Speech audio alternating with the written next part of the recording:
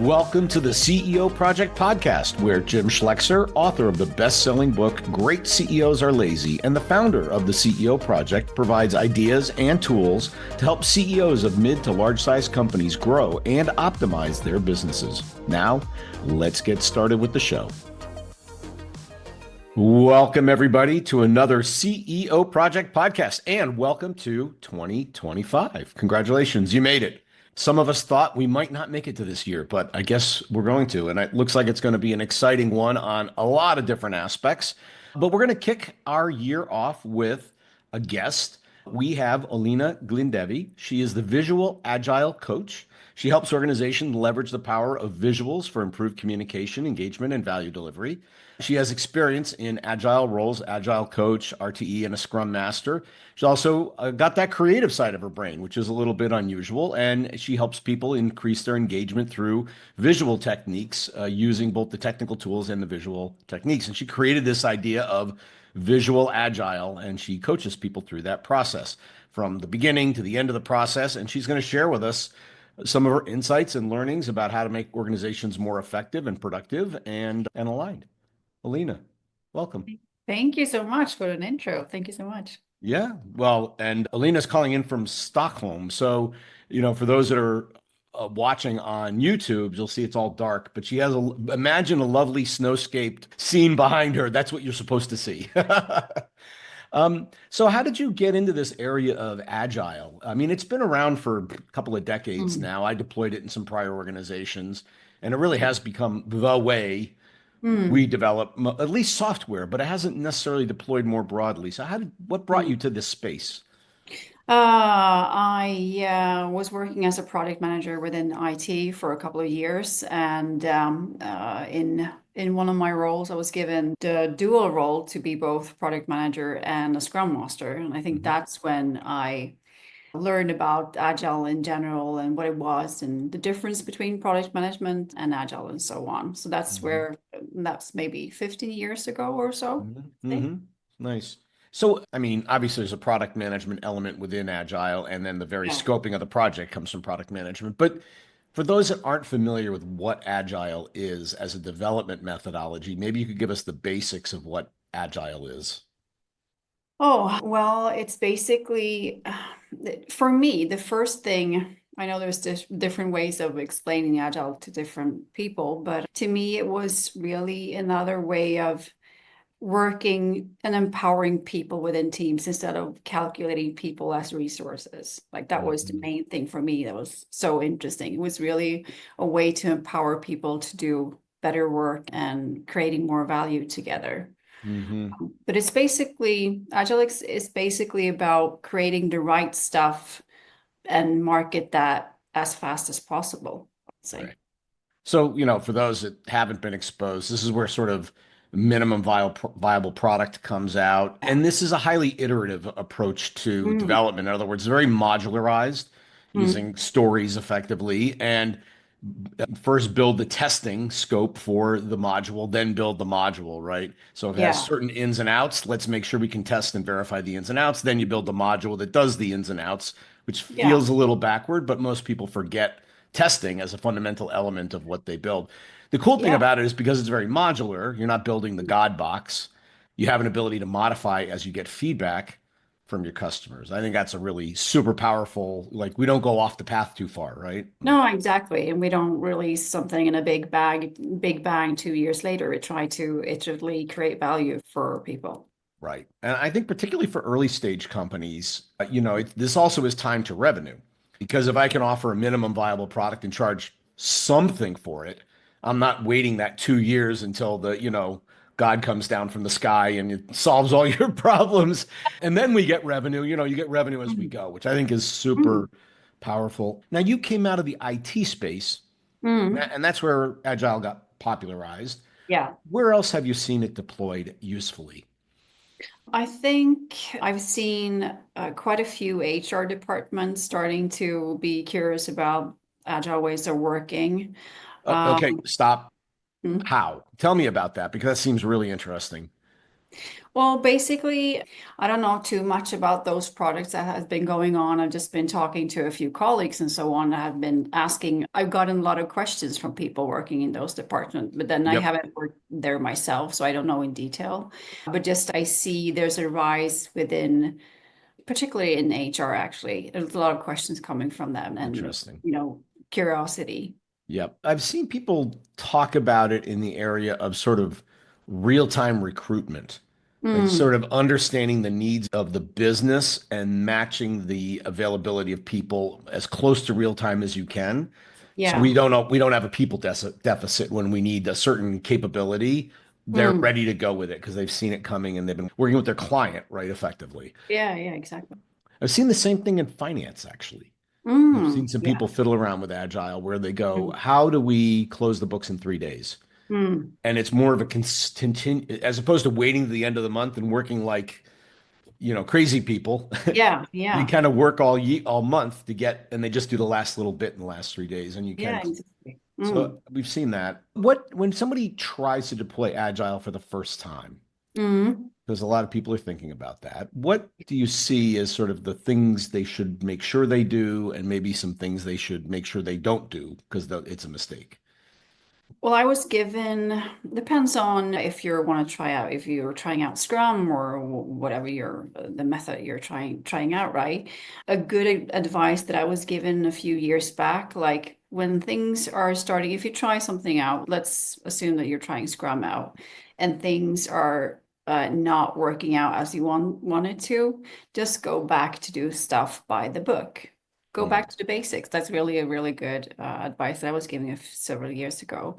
But I'm also like, whenever I see people try to apply Agile for the first times, I'm like, don't forget to do the retrospective. It's such an important part of the process, making sure that you have time to reflect and adapt and ask yourself the tricky questions and adapt accordingly. hmm So I think that's a crucial part that is easily forgotten, like all the operatively details they might be in place, but maybe not the rhetoric is often forgotten. And I think hmm that's something that is really, really important to have in place to continuously just value or reassess how stuff is going, basically. Got it. Okay, yeah. Well, and I think, after action, maybe even after every module or every week, Mhm.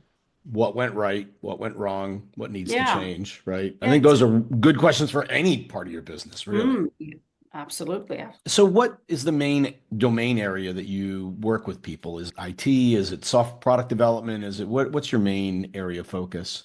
Yeah, it's in within IT, and I think 90% of all the assignments that I have had has been in software development. Yeah. Yeah. Okay. I mean, and that's where Agile found its home, right? It is, yes. So what have been some of the successes you've seen as people have deployed Agile? I think, I've been in many places that has adopted the larger scale frameworks and tried that out and so on. But I think as soon people and organizations, as soon as they get comfortable with trying their own version of a process out, that's usually, a better way to go. Hmm I would say adapting to your own context and see what works for you. And what are the successes? I think I've seen a lot of smaller companies doing a lot of great work and getting hmm great results in quite fast time, just hmm adopting the basics. hmm I one of the last businesses I ran had a very old software product, very Mm, complex, very complex spaghetti code, right? Every direction. yeah. And we were able to deploy Agile in some new product development, like completely different area. And it was quite effective there because it was a clean sheet, clean paper to Mm, work with. yeah. And that's the startup business effectively, right? Mm, But when people have an existing code base mm. that was not developed on Agile, it's not containerized, it's not designed like that, it doesn't use Kubernetes. How do you help them think about moving from this giant mass of spaghetti code to a more of an agile modular approach? Oh, that's a great question. It really depends, doesn't it? Yeah, we have 4 hours, so go ahead. No. Yeah. Oh, it's a very coachy answer, isn't it? But it really depends. I mean, I wouldn't say, yeah, I don't have any great like general advice in that case because it really depends on the call, all the context, right? hmm Got it. Yeah. Well, the only thing we made a little teeny weeny bit of progress on this, and it Mm. was we took elements of the code base and tried Mm. to extract it and Oh, modularize it sort of over time. It wasn't mm. great because, one line of code connects to all these different places because Yeah, of the yeah. way it was written, and you never know what it's going to screw up. Right? No, exactly. Yeah. So I understand you have a new book coming out, or maybe it's already out. It is out. It is out. It's here. This is what it Oh, looks look at that. The Visual Agile Coach Playbook. Okay. like.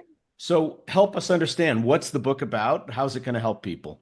The book is about how to apply visual communication to the workplace, and it's written primarily for agile practitioners, but I think it could work for anyone who's interested in visual communication, basically. So Hmm this book is designed to help you out to power up your communication, increase engagement, and also have fun. Yep. It's a lot of templates and ideas and inspiration for how you can, from picking up a pen in your team retrospective or whatever to applying a big visual version of your company vision. It's meant to give you guidance in all of the aspects of being an agile coach. So the book has 9 chapters. It's about metrics, it's about leadership, teamwork, and so on. And each chapter is filled with inspiration and templates and so on, and ideas for how to apply this in the workplace. Got it. Well, let's pick on the leadership one for a moment, because Yeah. most of our listeners are CEOs, CXOs, or Hmm. generally leaders of some sort. Yeah. What are sort of the two or three big takeaways from that chapter that they would learn if they read the book? Well, first of all, there's a lot of perhaps already known templates Mhm. that's in the book that people might already know about that. Such as which ones?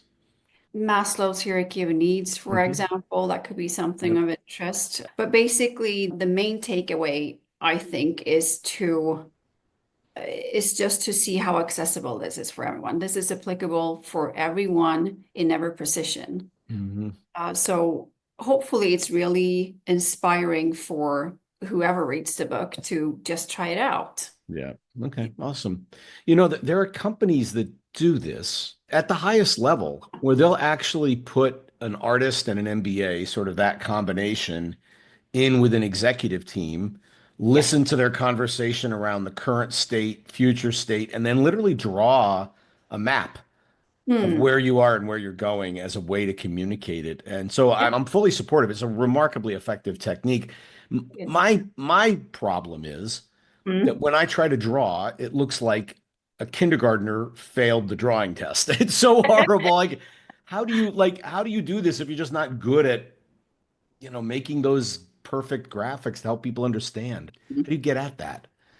Well, maybe you have seen and heard Dan Rome's books on the topic. He's really good to Mm. explain. Dan Well, Rome, it's a guy he's written a lot of really great books on visual communication. But he okay. stresses the fact, and the thing is, it's not about drawing beautifully, right? It's just a tool for creating clarity. Yeah. So, and I often say to people, like, when you write an email, it's not about writing a poem, right? You're just communicating. That's what it is all about. So you don't have to draw beautifully. hmm But and when I run workshops in companies trying to teach this tool, I often start with a few simple exercises, and it's really fantastic how easily it is to get people over that little just a little nudge, and people will relax a bit and be very comfortable with using a pen in a really short while. So, hmm hmm uh, but that's what everyone is saying when they come into workshop. Like, I know this is really cool and this is probably super useful, but I can't draw. And I mean, really can't draw. That's what everyone is saying, right? Right. The thing is, everyone can, and it's not about creating art. It's about Mm. creating communication or clarifying communication.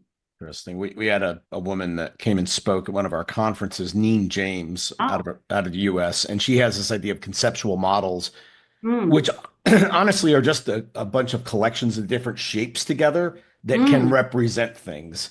So it's yeah, like the starter kit for yeah, drawing my situation. yeah. Oh, It's two totally. triangles or three circles, or Yeah, it that's helps the you. visual alphabet. Yeah, that's also something that is like if you feel like you need to have, something to like tools to build upon and use, well, the visual alphabet is great that you can build anything upon with that. Right. I guess she claims it's her own. Maybe she found it somewhere else. Okay.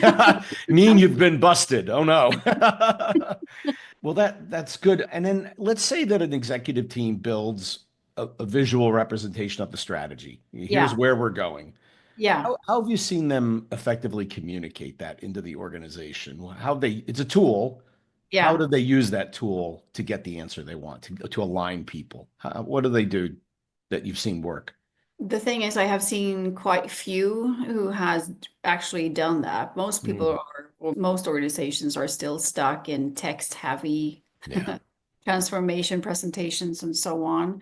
I've seen a few. I know Rouge Pharmaceutical has done a Mm, really, really cool one that they use throughout, just as an anchor, I would say, throughout their communication when they had a massive change within their company vision.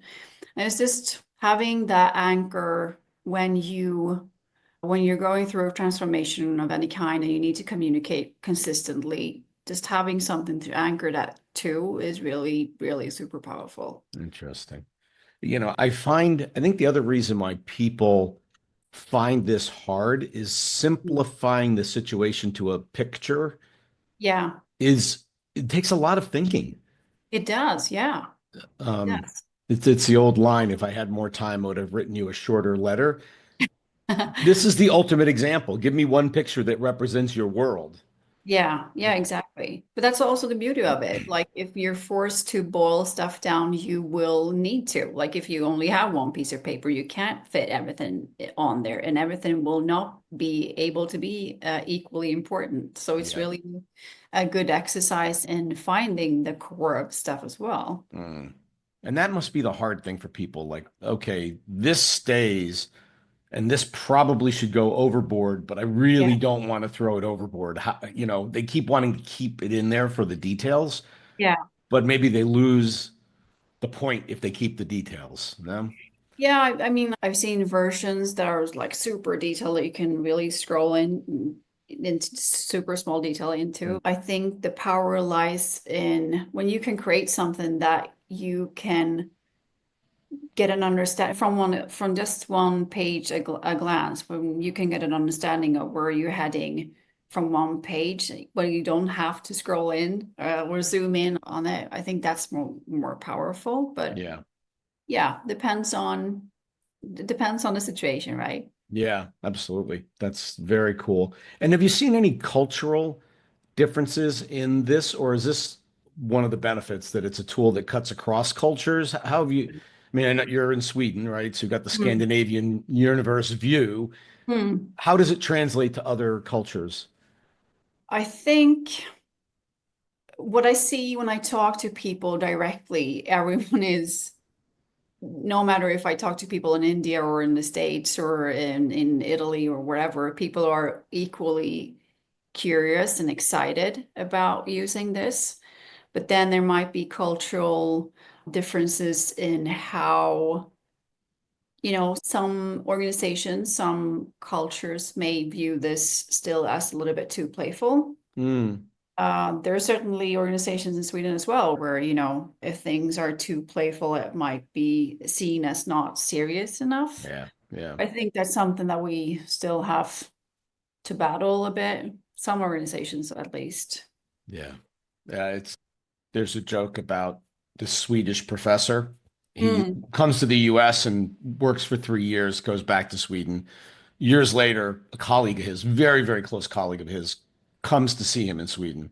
mm. And he says, "Oh, my friend, I'm so happy to see you. It's been years. I traveled from America. Oh, it's going to be so wonderful. I'm so happy to see you." And this Swede goes, "Did you come to talk or did you come to drink?" But it can be a serious culture, right? In that Oh way. yeah. Yeah, Yeah, that's yeah, exactly. um, well, good.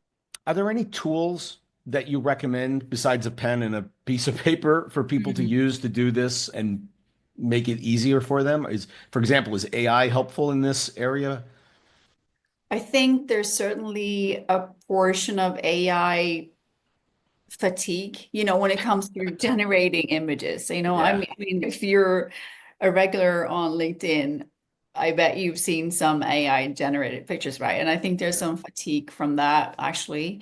But I do advise people, most of us now work in a hybrid workplace, so it's not always possible to meet up in face to face and have a pen and paper and work around that. But there's always Miro, right? Yeah. Miro is a fantastic tool that could be really useful. And when it comes to digital drawing, I use an app called Procreate. Okay. So that's really, really, really helpful. Those are my main tools, I would say. Nice. I know a lot of people are using Canva as well. That seems to be Yeah. popular.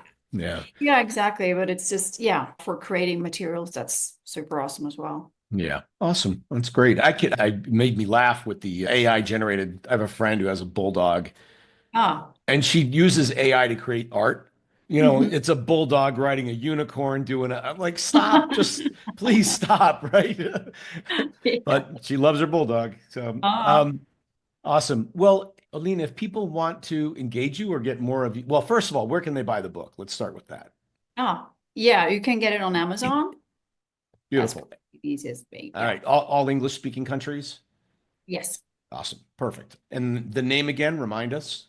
The Visual Agile Coach Playbook. Okay. Perfect. And if they want to get more of you in their life, if they would like to engage you or talk to you, how would be the best way for them to do that? Yeah, I'm very easily found on LinkedIn. So if people search for the Visual Agile Coach or my name, they will find me on LinkedIn. And I also have my own webpage on thevisualagilecoach.com. Beautiful. Yeah. You mean there's not another Olina Glindevis on LinkedIn? No, there's No? actually not. Yeah. There are very few Jim Schlecksers, it turns out, too. So I feel you. Well, awesome. Well, thank you so much for taking the time with us. Fascinating area. And I told you I'm a visual learner. So if you can show me a picture to explain something, bang, I Mm. immediately get it. And you hand me a 30-page report, I go, ugh, oh my Oh, God. yeah. Like I'll read it, but oh my Lord, please don't do that to me. So Yeah. Then you're among the 65% of everyone everyone is 65% of everyone is visual learners. So you're not alone. really, I was Yeah. wondering the percentage, 65. Okay. Yeah. So that's if you want to communicate, your odds on best chance is Absolutely. Absolutely. graphic. Tremendous. Alina, this was fabulous. I really appreciate the time and I Thank wish you you. good luck. Thank you. Thank you so much.